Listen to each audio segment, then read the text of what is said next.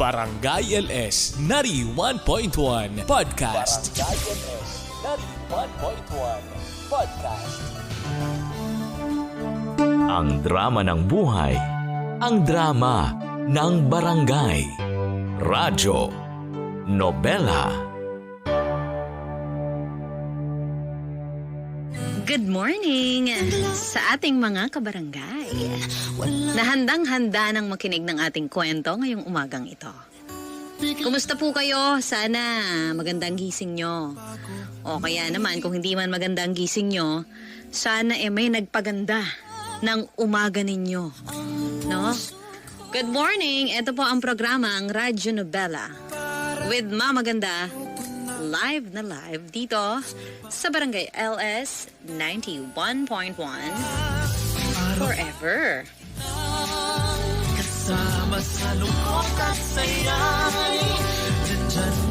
Maraming bagay ang pwedeng magawa ng isang taong may kinikimkim na galit sa kanyang dibdib. Maaring dumating pa sa puntong masaktan niya ang mga inosenteng tao na walang atraso sa kanya. Ikaw, anong gagawin mo para mapakalma mo ang matinding galit na kinikimkim mo?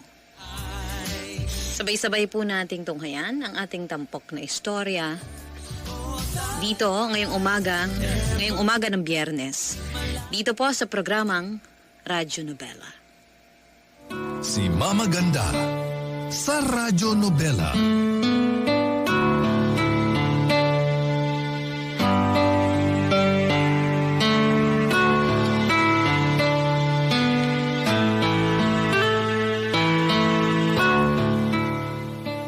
Mama Ganda, mapagpalang umaga po sa inyo at sa lahat ng nakikinig ngayon.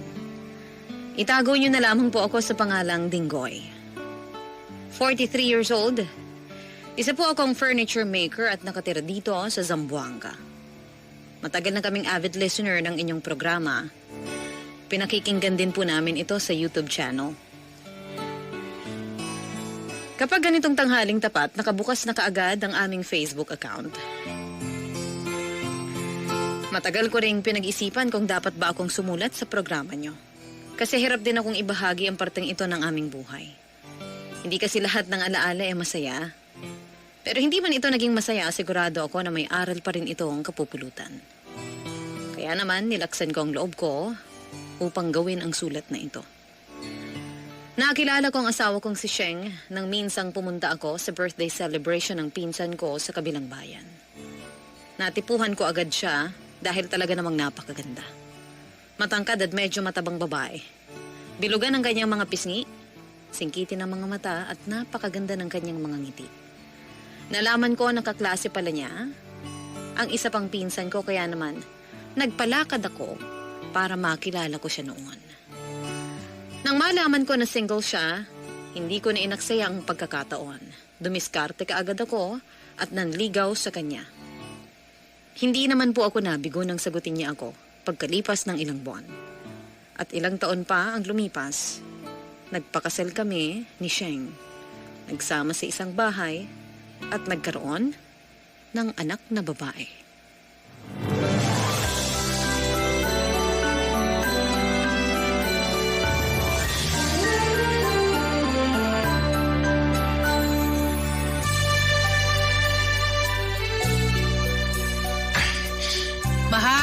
Magmerienda ka muna. Nagtimpla na ako ng kape tsaka bumili ako ng ensaymada dyan sa panaderia kanina. Lika na dito, mahal.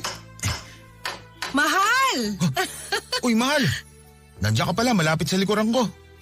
Oo, at kanina pa kita tinatawag kasi pinaghanda kita ng merienda dito sa maliit nating lamesa. Sige lang, mahal. Mamaya na ako magkakape. Tatapusin ko lang to. Yan ang mamaya mo na tapusin. Halika na rito kasi lalamig na tong kape mo. Hindi naman naaalis dyan ng martilyo, mga pako at yung cabinet na ginagawa mo. Sige na nga, mahal. Ito, bibitawan ko na tong martilyo at sasaluan na kita dyan sa lamesa.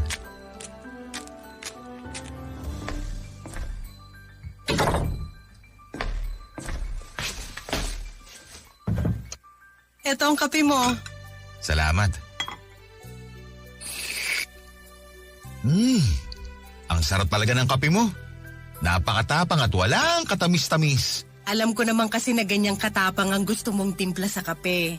Kaya hindi ko talaga nilagyan kahit kalahating kutsarita ng asukal. Ako lang din kasi ang mahilig sa matamis na kape dito sa bahay natin. Oo, kasi kahit ang anak nating si Eunice, mapait na kape rin ang gusto. Ewan ko sa batang yun. Kahit timplahan ko ng gatas o tsokolate, mas pipiliin pa rin inumin ng mapait na kape. Yaan mo na. Sa akin kasi nagmana kaya mahirap talagang pigilan. Buti na nga lang, pagdating sa itsura, ikaw ang kamukha niya. Kaya naman lumalaki rin siya maganda. Naku, binola pa ako nitong asawa ko. Okay, ini mo na tong ensaymada na nasa platito kasi masarap yan. Saan mo binili tong ensaymada? Doon, sa panaderia na malapit sa palengke. Dumaan ako doon bago ako sumakay ng tricycle pa uwi kanina. Ay, masarap nga to.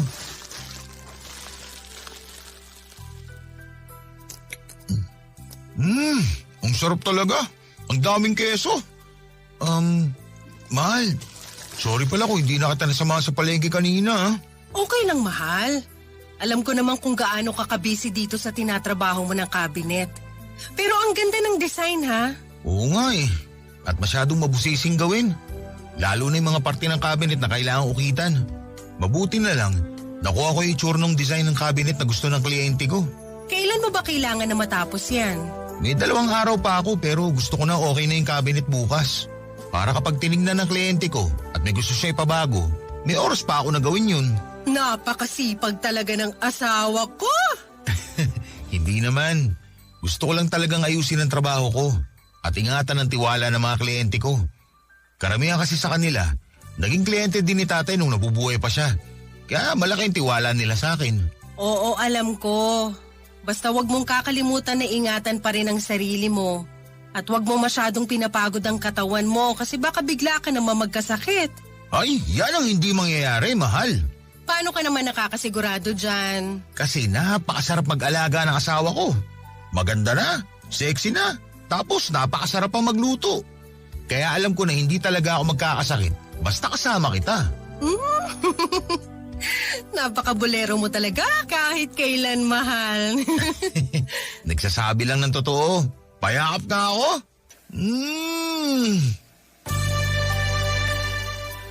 Karpintero ang lolo ko at naabutan ko pa siyang malakas.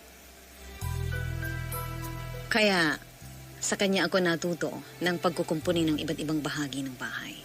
Pero kay tatay ko naman natutunan ng paggawa ng furniture mula sa kahoy. Ang pagiging furniture maker niya ang bumuhay sa amin ni nanay hanggang sa maging ulila na nga ako. Minana ko ang trabaho na yon dahil nakahiligan ko na rin gumawa ng mga furniture. Marami na rin kasing naging kliyente si tatay noon at halos lahat sila ay naging kliyente ko na rin. Pupunta sila sa bahay, dala ang design ng furniture na gusto nilang ipagawa sa akin. At pagkatapos, ang ginawa kong furniture ang dadalhin sa manufacturer kung saan gagawa sila ng mas maraming piraso. Ang pinakapaborito kong ginagawang furniture ay malaking cabinet. Matrabaho pero challenging kasi. Kailangan saktong-sakto ang bawat paglagari sa kahoy, sa bawat pagpukpok sa pako, at pagkakakabit sa pinto o salamin nito. Kaya naman hindi ko talaga binitawan ang trabahong minana ko mula kay tatay.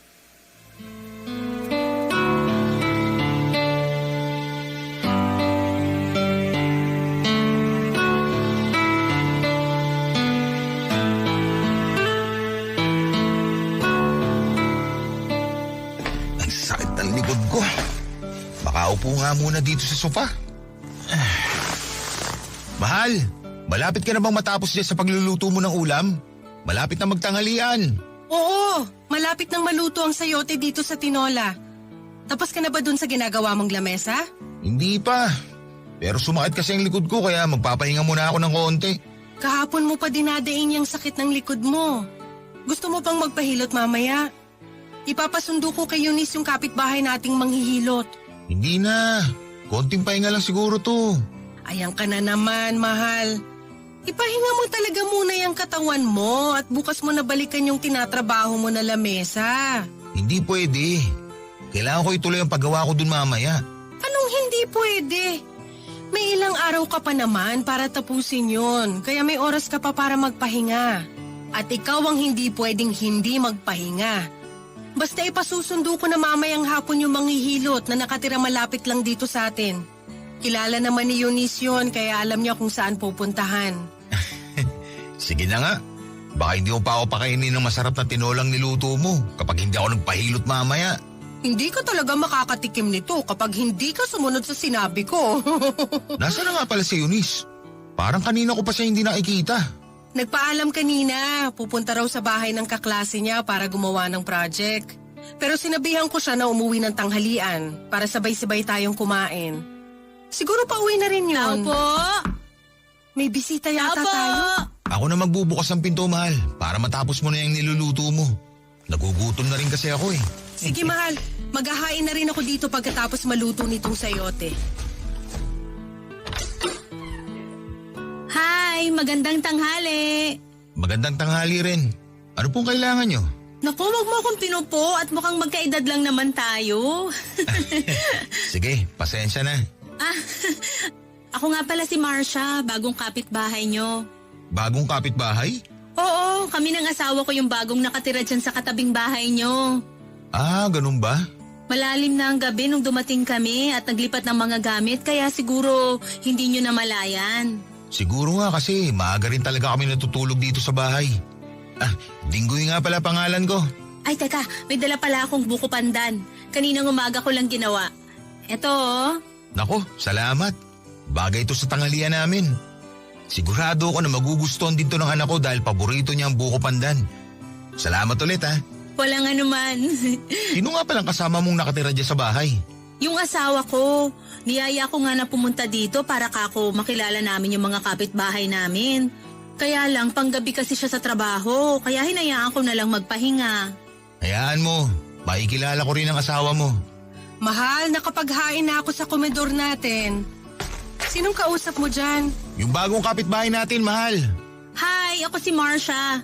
Kami ng asawa kong si Ted ang bagong nakatira dyan sa katabing bahay nyo. Hi din, ako naman si Sheng. Mabuti at may nakatira na dyan kasi ilang taon na rin walang tao dyan. Magtatanghalian na nga pala kami. Gusto mo bang sumabay na sa amin? Naku, salamat pero hindi na. Dinala ko lang talaga yung buko pandan na ginawa ko. Uuwi na rin ako para maihanda ko na yung uniform ng asawa ko. O sige, salamat ulit dito sa pagkain na dala mo, Marcia ha. Matagal na rin walang nakatira sa katabing bahay namin. Ang alam ko kasi nasa abroad na ang may-ari ng bahay na yon.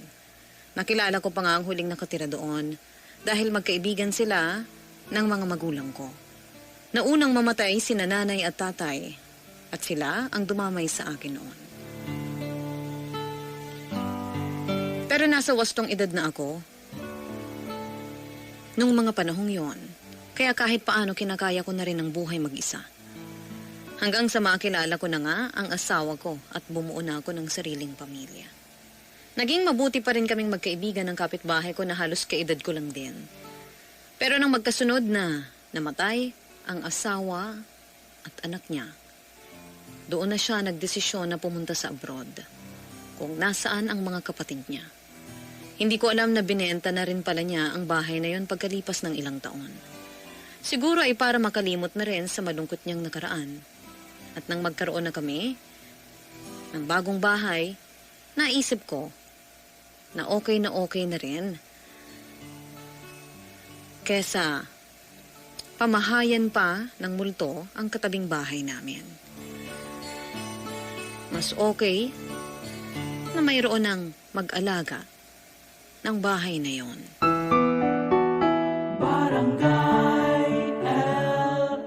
91.1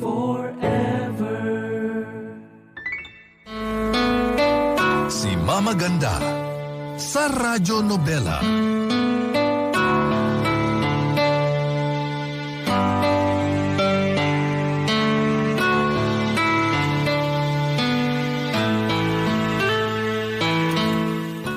Maayos naman po ang naging pakikitungo ng kapitbahay naming si Marcia. Mababa lang ang bakod ng hollow blocks na nakapagitan sa amin. Halos hanggang bewang ko lang. Kaya kapag nagwawali siya ng bakuran nila at ako naman ay gumagawa ng furniture, Madalas kaming nagkakabatian. Nakilala ko na rin noon ang asawa niyang si Ted. Pinakilala siya ni Marcia nang minsang magkaabutan kami ng tingin sa may bakuran. Medyo tahimik lang si Ted at hindi palangiti. Tuwing hapon, doon ko lamang siya nakikita kapag umaalis siya ng bahay para pumasok ng trabaho. Ang sabi ni Sheng, nang makasabay niya sa pamamalengke si Marcia, nakwento raw nito na sa factory na malapit sa lugar namin nagtatrabaho si Ted. Madalas daw na panggabi ito, kaya hindi na raw halos lumalabas ng bahay sa buong maghapon para makapagpahinga. Tahimik lang daw ito at hindi talaga palakibo sa ibang tao. Yun pala ang dahilan kaya kapag binabati ko siya sa may bakuran nila, tinitingnan lang niya ako at hindi siya ngumingiti. Wala namang problema sa akin yon dahil nakikisama lang din naman ako sa bago naming kapitbahay.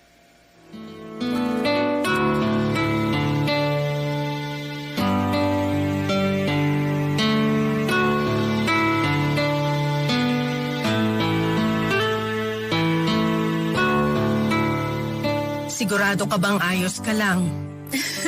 Oo naman, huwag kang mag-alala sa akin. Para kasing ang lakas ng sigaw na narinig ko mula sa bahay niyo kagabi. Ganun lang talaga yung asawa ko kapag nalalasing siya. Hindi niya nakokontrol yung lakas ng boses niya. Pero mabait naman yun. Mabilis lang talagang uminit ang ulo niya. O basta kapag may problema ka, huwag kang mahihiyang magsabi sa akin. Siyempre naman, Sheng. Sa lahat ng kapitbahay namin, sa'yo pinakamalapit ang loob ko. Grabe.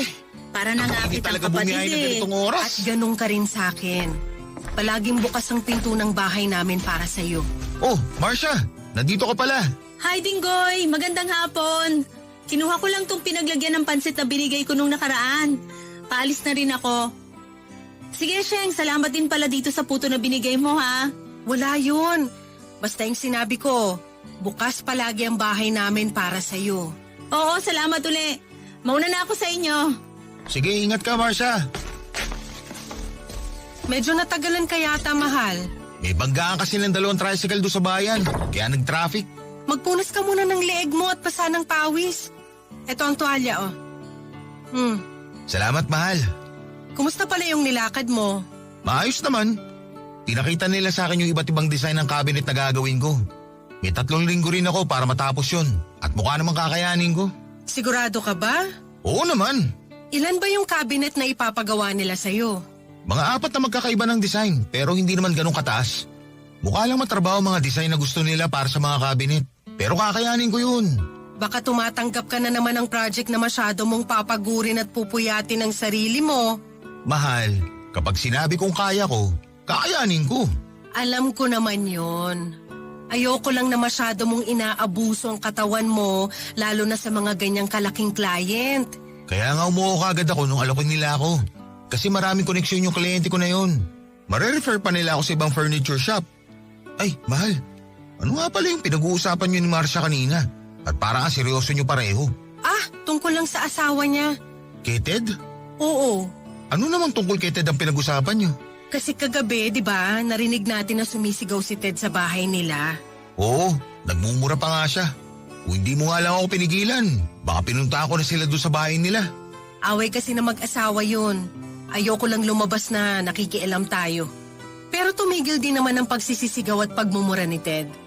Halata rin sa boses niya na lasing siya kaya medyo nagwawala kagabi.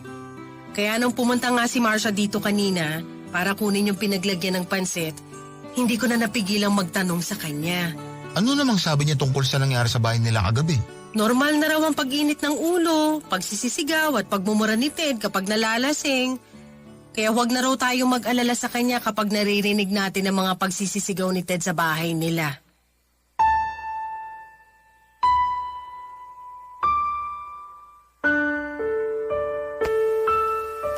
Ang alam ko, 1 beses sa 1 linggo lang ang rest day ni Ted sa trabaho.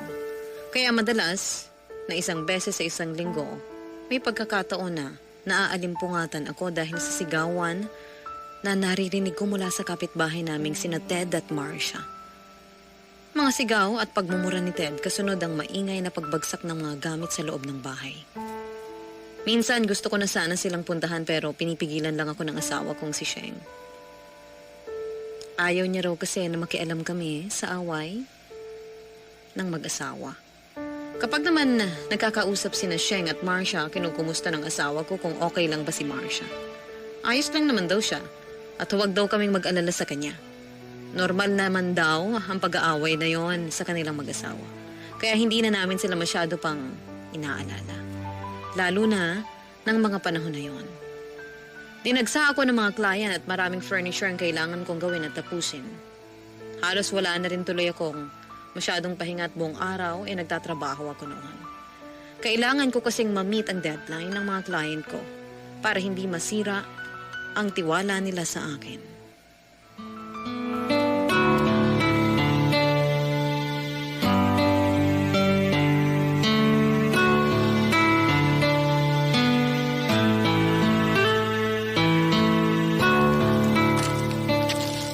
Grabe, ang bigat talaga nito mga pinamalengke ko. Naparami yata ang mga isda at kulay na binili ko. Oh, mahal, hindi ka pa tapos dyan? Mahal! Uy, mahal. Sorry, hindi ka agad kita napansin. Nakauwi ka na pala. Oo nga eh, ang busy mo kasi dyan. Mula nung umalis ako para pumunta sa palengke hanggang sa makauwi ako, nandiyan ka pa rin at ginagawa mo yung cabinet na yan. Alam mo naman na kailangan ko rin kasing tapusin kaagad to. Pero hindi ka pa yata umiinom ng tubig man lang, mahal. Nakainom na ako ng tubig at nakapagpahinga na rin ako ng konti kanina. Tulungan na kitang buhatin yung mga pinamili mo. Huwag na, kaya ko na to. Ang dami niyo mga pinamili mo. Sigurado mo bigat yan. Isang malaking bayong lang naman to. Sige na, ituloy mo na yung tinatrabaho mo dyan. At dadalhin ko lang to sa loob ng bahay. Okay, sige. Palapit ko na rin namang matapos to. Ay, konti na lang at okay na ang mga pinto nitong cabinet na to. Hoy, Dinggoy! Mag-usap nga tayo. Oh, Ted! Anong gusto mong pag-usapan natin? Ikaw! At yung lintik na ginagawa mo. Teka, baka naman gusto mong kumalma muna. Nagtatrabaho ako na maayos dito. Ano bang problema? Bingi ka ba? Sinagot ko na yung tanong mo, di ba? Ikaw ang problema ko. At yung lintik na pagpupukpok na ginagawa mo. Ano ba kasi akala mo, Dinggoy? Na ikaw lang nakatira sa barangay na to? Alam mo bang nakakapirwisyo ka na? At ang ingay na ginagawa mo sa araw-araw? Aba, Dinggoy, may ibang tao rin namang nakatira dito sa barangay. At may mga kapitbahay ka rin. Pasensya na kung medyo nakakaabala na yung ingay ng trabaho ko sa inyo. May kailangan lang kasi akong tapusin ng mga cabinet kaya halos buong maghapon na ako nagpupukpok dito. Pasensya na ulit ha. Anong medyo nakakaabala? Perwisyo ng binibigay mo sa akin, Dinggoy. Hindi na ako nakakapagpahinga sa bahay namin. Ted! Sabi lang ako na lang kakausap kay Dinggoy. Halika na, umuwi na tayo. Hindi, Marcia! Kasi kailangan malaman ng lalaking yan na hindi siya pwede maghari-harian sa lugar na to. Ted, hindi ako naghahari-harian dito. Humingi na ako ng pasensya, di ba? Ano bang nangyayari dito at nagsisigawan kayo? Itanong mo dyan sa napakayabang mong asawa, Sheng. Sandali nga, Ted. Ano ba talaga ang gusto mo? Humingi na ako ng pasensya, di ba? Saka huwag mo ako tinatawag ng mayabang. Dahil kahit kailan, hindi kita pinakita ng kahit na anong kayabangan. Dinggoy, tama na. Huwag mo nang patulan si Ted. Ted, umuwi na tayo. Humingi na naman ng pasensya sa Dinggoy. Baka mamaya may dumating pa na barangay tanod dito at dalhin tayo sa barangay hall. Halika na. Bitawan mo nga ako, Marcia. Kaya ka nauuto ng ibang tao kasi tatanga-tanga ka. At ikaw naman, Ted, matuto ka naman sana makisama sa ibang kapitbahay mo. Hindi porke matagal na kayo nakatira dito, kayo na ang hari sa lugar na to. May mga kagaya ko rin na nagpapahinga mula umaga hanggang hapon. Kaya sana naman, matuto ka rin na bigyan ng tamang oras ang trabaho mo.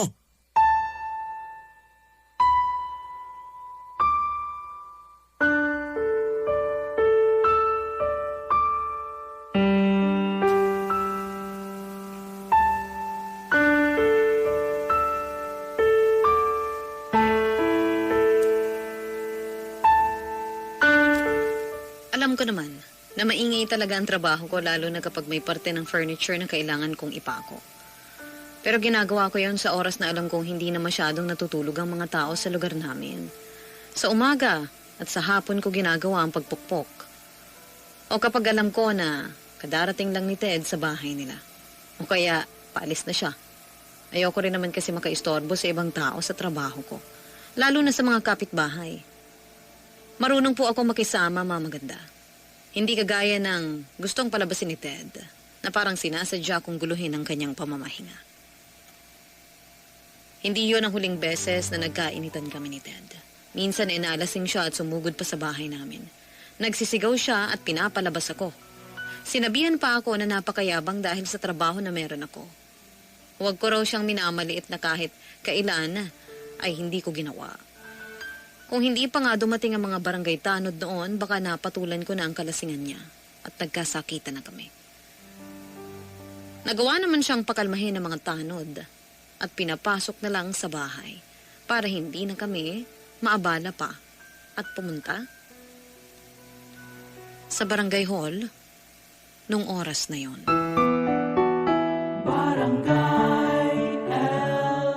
In Lucena, 91.1. Si Mama Ganda sa Radyo Nobela.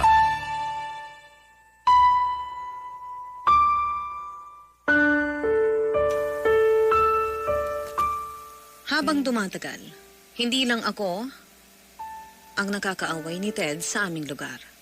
Nakarating sa akin ang balita na may ibang tao pa ang nakakasigawan niya sa kalsada. May batang babae lang daw na hindi sinasadyang nabunggo siya. Ay kaagad na raw nagalit si Ted. 10 taon pa lang daw ang bata tapos bigla raw itong tinulak ni Ted at sinigawan. Kaya naman nang makita yun ng ibang tao, kaagad siyang inaway ng mga ito. Hanggang sa dumating na ang magulang ng bata.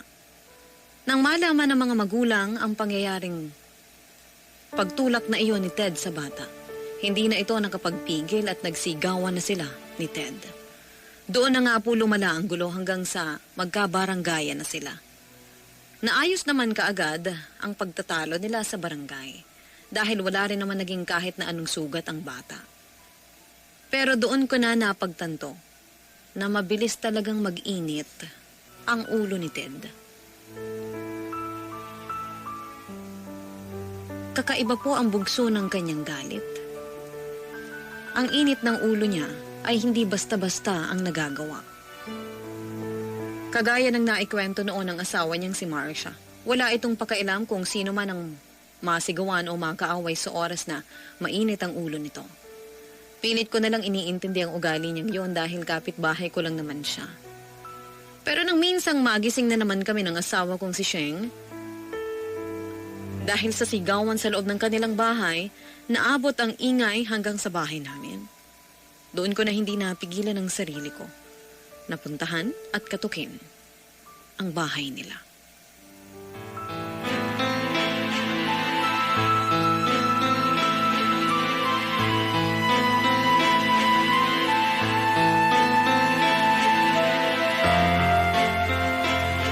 Di ba ang sabi ko sa'yo, ayusin mo ang paglalabas ng mga damit ko? Lalong-lalo na sa mga uniform ko sa trabaho. Inaayos ko naman. Hindi ko lang sinasadya na nasama sa dekolor yung isang uniform mo. Hindi sinasadya? O tatanga-tanga ka lang talaga, ha? Aray! Masasaktan ka talaga. Para matandaan mo lahat ang sinasabi ko sa'yo, Marcia. Alam mo namang may pasok ako ngayong gabi sa trabaho eh. Pero hindi ako makaalis kasi wala akong uniform na pwedeng magamit. Kung bakit ba naman kasi nagkaroon ako ng tatanga-tangang asawa. Sa susunod na maulit pa to, magiging basa na talaga sa hig yung mukha mo. Marcia? Ted? Intip naman, oh. Bukas niyo tong May pinto! mga chismosa pang kumakatok. Marcia, si Bingo ito. Nandito kami ng asawa ko sa labas. Ako Marcia, na ayos ka lang magbubukas ba ng dyan? pinto. Marcia, buksan mo Abot-abot ang lang. pinto. At Alam baka namin, kung ano pang gising ka magawa pa, ko sa mga Marcia. pakailamera at usiserang kapitbahay na yan. Gusto lang namin na... Diyos ko, Marcia! Ano nangyari sa'yo? Bakit magulo ang buhok mo at may pasa ka dyan sa pisngi mo? Oo nga, Marcia. Si Ted ba may gawa sa'yo niyan? Ayos lang ako. Bakit kayo nandito? Narinig kasi namin ang sigawan dito sa bahay niyo. Nag-aalala kami sa'yo kasi parang sinasaktan ka ng asawa mo. Hindi. Hindi niya ako sinasaktan. May konting pagtatalo lang, pero ayos lang naman ako. Kung totoo yung sinasabi mo, bakit may pasa ka sa mukha mo? Nadapa ako kanina at medyo napasubsob sa sahig, kaya eto, nagkapasa ako. Pero okay lang talaga ako. Kaya pwede na Ano kayong... bang kailangan nyo tandito kayong dalawa, ha? Nakikiosyoso pa talaga kayo sa buhay ng may buhay. Hindi kami nakikiosyoso. Gusto lang namin makita kung ayos lang ba si Marcia. Ano bang akala mo na ginagawa ko sa asawa ko, ha? Ted, tama na yan. Paalis na rin naman sila, kaya pumasok na tayo. Isasarado ko na tong pinto. Hoy, ikaw, Dinggoy. Kay lalaki mong tao, napakachismoso mo. Hindi nga kami pumunta dito para makichismis lang. Tama si Dinggoy. Nag-aalala lang talaga kami kay Marcia kasi naririnig namin na parang sinasaktan mo siya. Marcia, sinasaktan ba kita, ha? Ha? Hindi. Sheng, wala talagang ginagawang masama sa akin ang asawa ko. Kaya pwede na kayong umalis. Hindi mo naman kailangan magsinungaling sa amin, Marcia. Kitang-kita sa mukha mo kung ano talaga nangyayari dito sa bahay nyo. Pakialamero ka pa talagang buwisit ka, no? Nakakaperwisyo ka na nga sa pahinga ko sa umaga, tapos nakikialam ka pa sa away namin mag-asawa ngayong gabi. Ano ba akala mo sa sarili mo, Dinggoy? Lahat na lang ng gusto mo pwede mong gawin sa lugar na to? Umalis na kayo ng asawa mo dito kung ayaw mo manghiram ng mukha sa semento. Aalis kami dito at hindi mo kami kailangan pagbantaan pa ng ganyan. Sasabihin ko lahat ng gusto ko kasi nandito ka sa harap ng pamamahay ko. At gagawin ko lahat ng gusto ko kay Marcia kasi asawa ko siya at wala kang pakialam doon. Kung gawin ko mang basahan sa sahig yung mukha niya, gagawin ko yon kasi may karapatan ako bilang asawa niya. Matuto ang gumala sa babae, Ted! Dinggoy! Hindi porke asawa mo si Marcia, sasaktan mo na lang siya ng ganyan. Kaya dapat naturuan ka ng leksyon, bastos ka! Wala kang respeto sa babae! Dinggoy, tama na! Dinggoy, ano ba? Hindi ko asawa ko, tumigil ka na! Pasalamat ka, inaawat nila ako! Kung hindi, pupuruan talaga kita!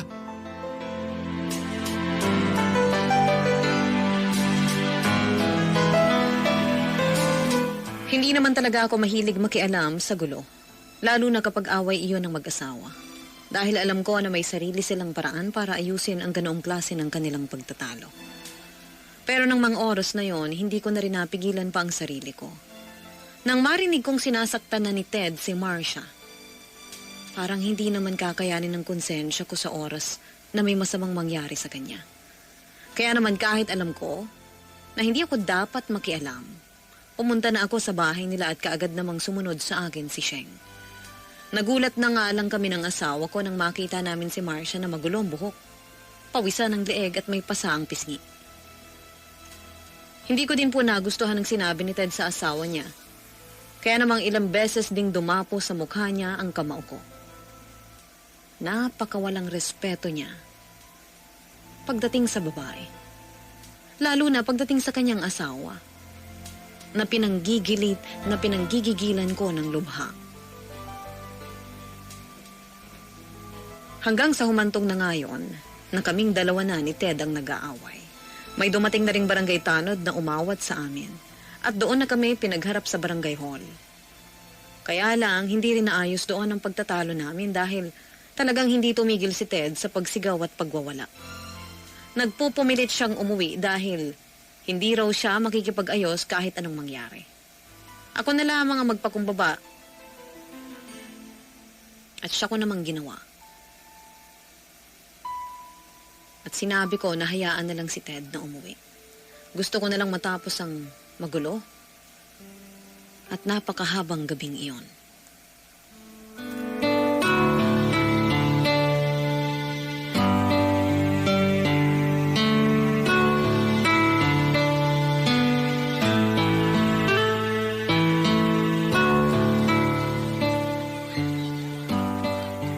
Parang ang dami pala nitong mga pinamalengke natin, mahal. Kaya siguro nasiraan yung sinakyan natin tricycle kanina kasi ang bigat nitong mga bayong. Uy, grabe ka naman. Sabi naman nung driver, may nagulungan daw kasing pako kaya nabutas yung gulong ng tricycle niya. Tsaka ikaw naman na nagsabi na maglakad na lang tayo pa uwi sa bahay. Kasi malapit na at kaya mo namang bitbitin ang 2 bayong na yan. Para naman kasing hindi ganito kabigat yung mga bayong kanina nung palabas tayo ng palengke. Ngayon ko mas nararamdaman yung bigat ng mga laman nito. Medyo marami kasi talaga akong pinamili dahil balak kong magluto ng pansit, turon at kinataang tilapia sa Miyerkules. Bakit? Anong meron sa Miyerkules? Ang sabi kasi ni Eunice, sa bahay daw natin sila gagawa ng project ng mga kaklase niya. At pagkatapos, doon na rin daw sila magpa-practice ng sayaw para naman doon sa isa pang subject nila. Kaya magluluto ako ng pansit at turon para sa merienda nila at kinataang tilapia naman para sa hapunan. Kasi sigurado ako na aabuti na sila ng gabi sa bahay. Kaya doon ko na rin pakakainin ng hapunan bago sila umuwi. Kaya naman pala napakabigat ng 2 bayong na to. Ang sakit kagad ng 2 braso ko. Pero sa bagay nga, mahal, no? Madalas nga na kapag nando sa bahay mga kaklase ni Eunice, ginagabi rin talaga sila. Pang 1 linggo na kasi ang binili ko ng mga gulay, isda at karne. Sinadya ko kasi alam ko na kasama kita ngayon na mamamalengke. Tapos na rin kasi ako sa mga cabinet na ginagawa ko. Kaya naisipan ko na samahan ka sa palengke. Ngayon lang din kasi ulit ako na libre kaya gusto ko makabawi sa'yo, mahal. Anong sinasabi mong makabawi? Eh hindi mo naman kailangan gawin yun. Ilang linggo rin kasi ako naging busy sa project na kailangan kong tapusin. Kaya hindi na kita natulungan sa mga ibang gawain sa bahay. Kagaya na lang ng paglalaba, maglilinis ng bahay, o kaya pagsama sa'yo sa palengke. Pasensya ka na kung masyado ako naging abala sa trabaho ko, ha? Mahal, hindi mo kailangang humingi ng pasensya kasi naiintindihan ko lahat. Ginagawa mo lang ang trabaho mo bilang haligi ng tahanan. At ako naman, ginagawa ko rin ang parte ko bilang ilaw ng tahanan natin. At kasama doon yung mga gawaing bahay na kaya ko namang gawin kahit mag-isa lang ako. Hindi mo kailangan mag-guilty o bumawi sa akin kasi wala ka naman naging pagkukulang. Naiintindihan namin ni Eunice kung bakit naging sobrang busy mo sa trabaho. Basta, babawi ako sa inyo ng anak natin. Hindi mo na ako tatanggap ng trabaho ngayong linggo para mas makasama ako kayo sa bahay. Nung nakaraan kasi, magkakasama nga tayo sa isang bahay. Pero hindi ko naman kayo madalas na nakakausap. Kaya bukas na bukas din, mamasyal tayo sa bayan kasama si Eunice. Aba, talagang gusto mong bumawi sa amin ni Eunice, ha? Pero sige, ibili na rin natin ng bagong bagang anak natin kasi noong nakaraang buwan pa siya nagre-request noon. Samahan na rin natin ng bagong sapatos para masulit ang labas natin bukas. Naku, siguradong matutuwa ang batang yun. Pero mahal, ang bigat talaga nito 2 bayong na hawak ko. Medyo sumasakit na ang 2 braso ko. Paano naman hindi sasakit yan ilang beses mong nasuntok si Ted kagabi? Hindi na rin kasi ako nakapagpigil. Masyado na niyang binabastos ang asawa niya. Nakakainis yung mga kagaya niya na walang respeto sa babae. Sana nga ayos lang si Marcia sa bahay nila ngayon. Hindi ko pa kasi siya nakikitang lumabas ng bahay mula kaninang umaga. Subukan ko ngang katukin mamaya sa kanila. Oh, nandito na tayo sa bahay. Teka, bakit bukas tong gate dito sa garahe? Baka lumabas si Eunice at may binili sa tindahan. Mahal, di ba nasa iyo yung susi? Pasuyo na lang ng pinto. Sige, eto at bubuksan ko na para... Teka, bukas din ang pinto. Lika na at pumasok na tayo. Dito mo na dalhin sa... Diyos ko! Tinggoy ang anak natin! Bakit, mahal? Duguan sa sahig! Eunice! Eunice! Ang daming dugo lumalabas sa ulo niya, mahal! Anak! Ano nangyari sa'yo? Eunice! Bakit duguan ang ulo mo? Sino gumawa nito sa'yo? Sino may gawa nito Eunice, sa'yo? anak! Dinggoy! Dinggoy, ang anak natin hindi na yata siya humihinga! Tabi ka dyan, mahal! Bubuhatin ko na si Eunice! Dadali natin siya sa ospital! Pumara ka na ng tricycle sa labas! Madali ka! Kailangan natin magdala si Eunice sa ospital! Kailangan magabot kagad siya ng mga doktor kaya bilisan mo! Pumara ka na kagad ng tricycle sa labas, Yeng!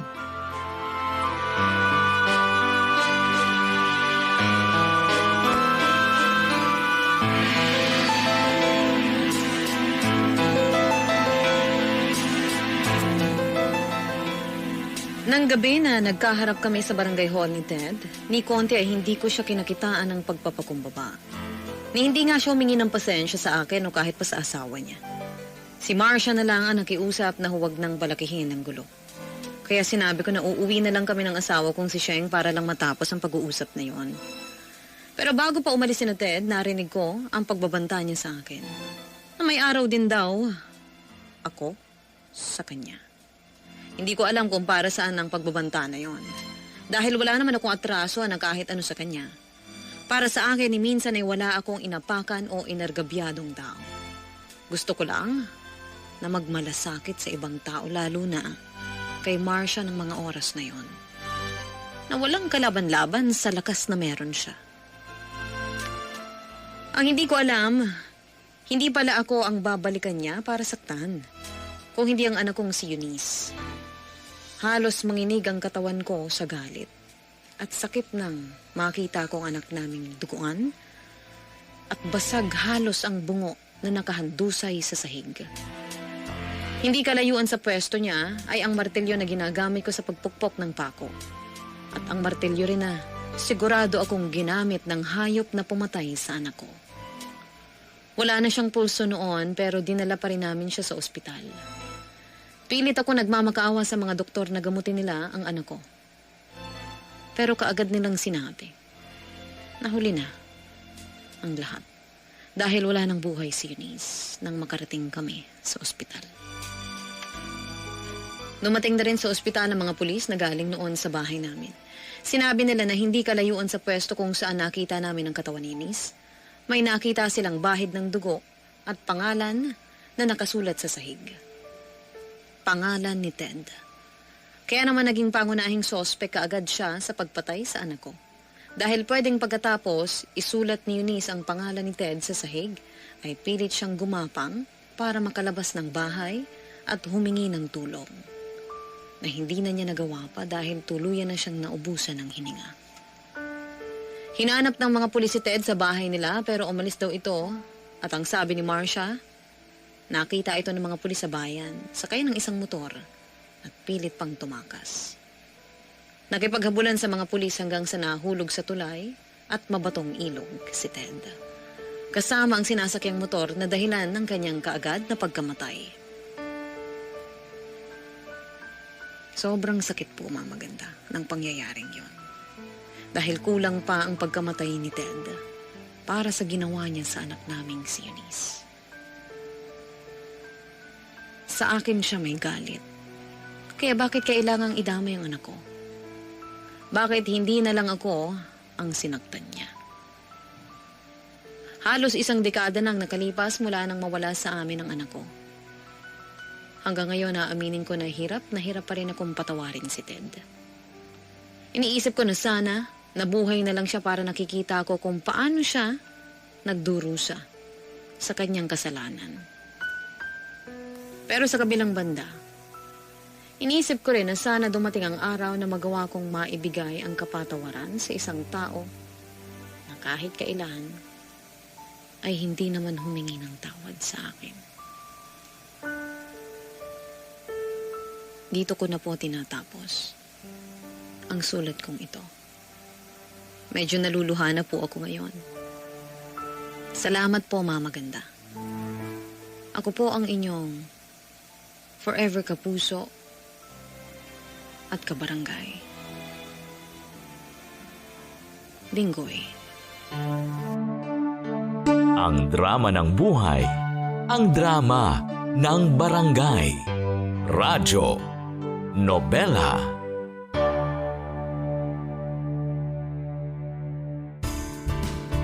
Hello mga kabarangay! Nagustuhan mo ba ang itinampok na kwento natin ngayon? Huwag kakalimutan na i-follow ang Barangay LS Nari 1.1 Podcast at ang iba pa naming social media accounts. Huwag din kakalimutan ang pakikinig sa Barangay LS Nari 1.1 Forever!